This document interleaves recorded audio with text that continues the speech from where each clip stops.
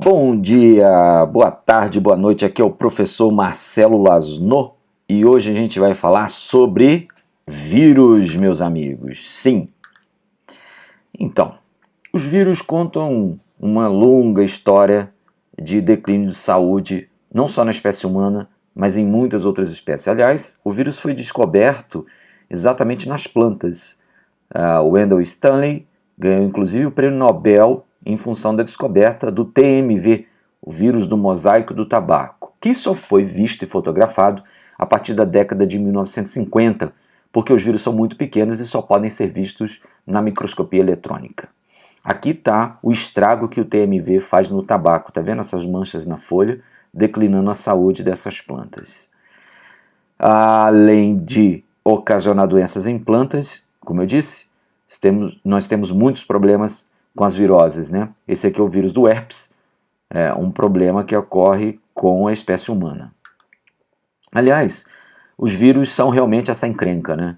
Eles são parasitas obrigatórios, portanto eles só sabem fazer uma coisa, causar doença.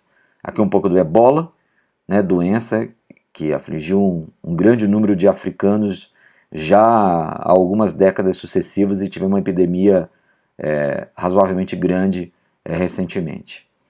Bom, o vírus é um organismo extremamente diferente do que a gente conhece quando o universo é o universo celular.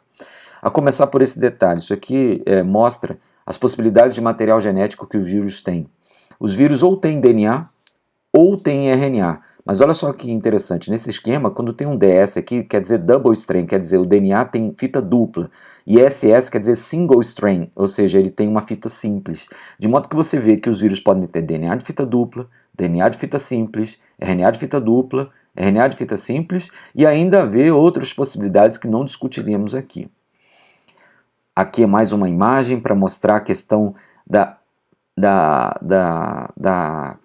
questão de ser extremamente reduzido dos vírus, né? Os vírus são extremamente pequenos, tá? Aqui ó, são proporcionais muitos deles ao tamanho dos ribossomos. Aqui está de novo o vírus do mosaico do tabaco. Há uma questão a ser discutida e sempre reiteradas vezes tocamos nesse assunto, que é a questão da vida para o vírus, né? Isso aqui foi um item que caiu na Universidade de Brasília. A molécula de DNA é conhecida como molécula da vida, porque é material genético de todos os seres vivos. Olha o problema. Se a gente dizer que o vírus é um ser vivo, esse item fica errado. Eu acabei de mostrar para vocês, tem vírus cujo material genético é RNA, né? Mas se os vírus forem tirados dos seres vivos, aí esse item passa a ficar certo, porque de fato o material genético das células é o DNA.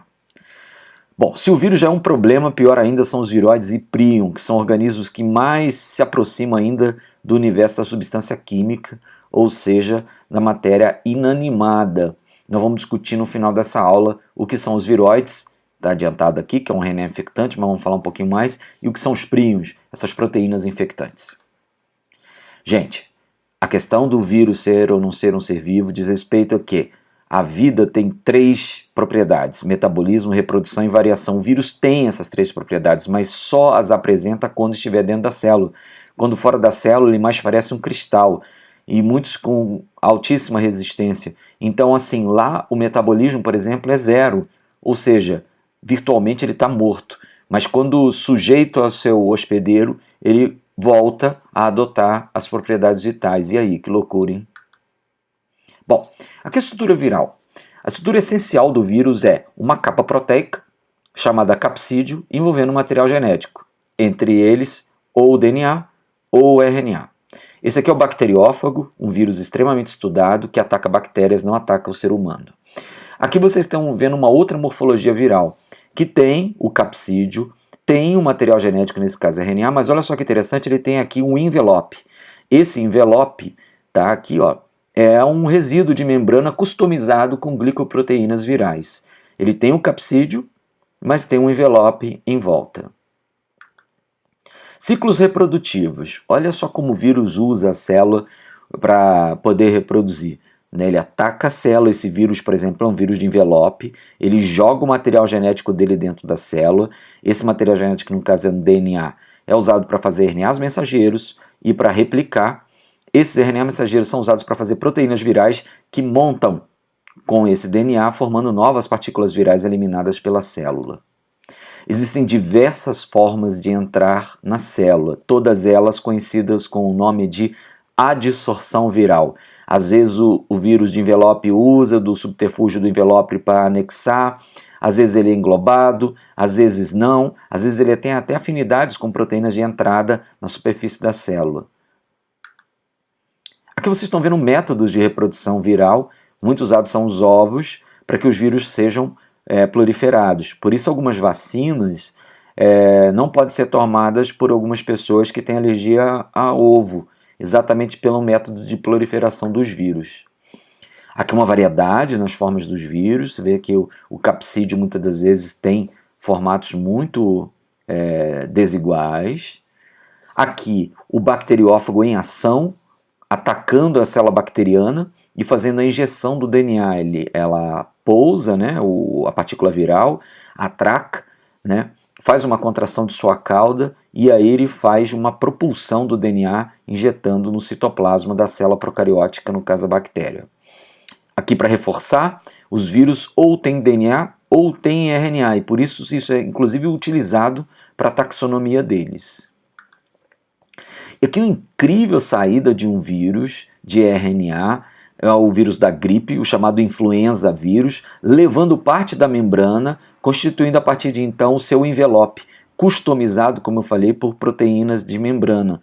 Entre essas proteínas estão as hemaglutininas e as neuramidases, H e N, que justifica a nomenclatura dos vírus da gripe, né? Por exemplo, H1N1, ele tem a hemaglutinina do tipo 1 com a neuraminidase do tipo 1.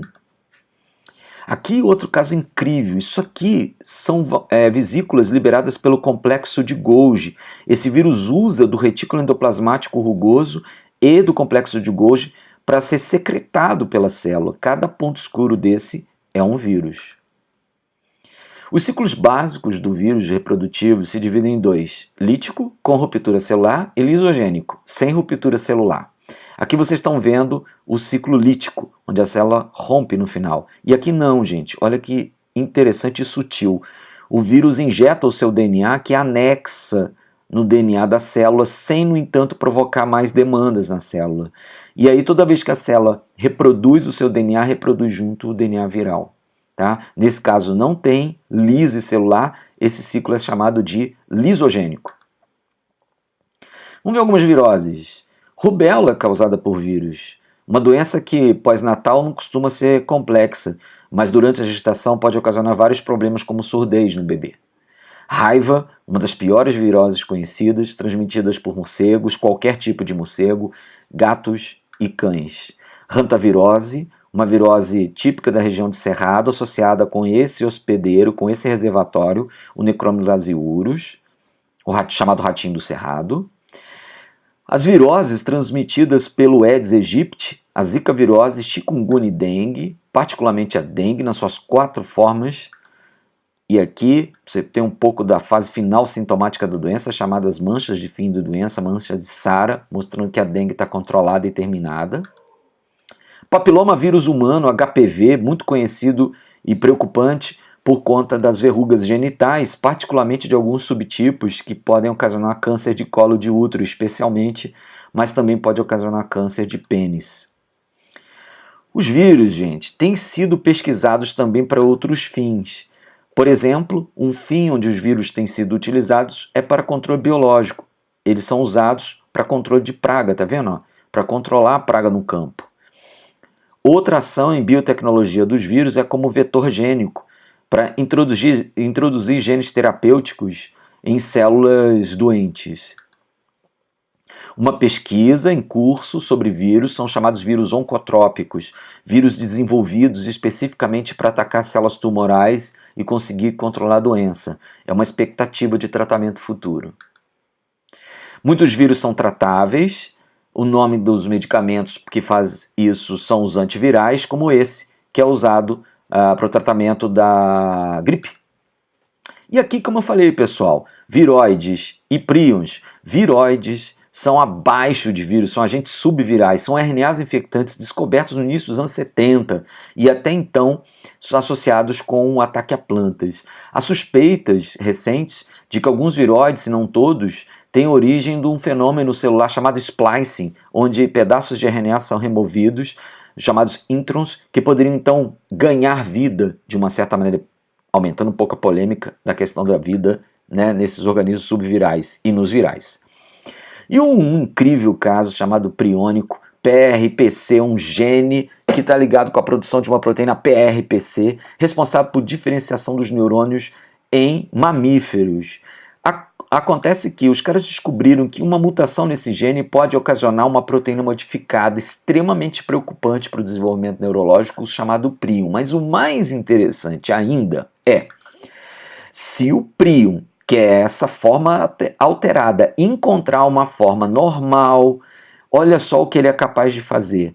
Ele consegue transformar a proteína normal em prion, depois elas se agregam criando um fuzuê neurológico. E é isso que acontece entre algumas doenças com o mal da vaca louca.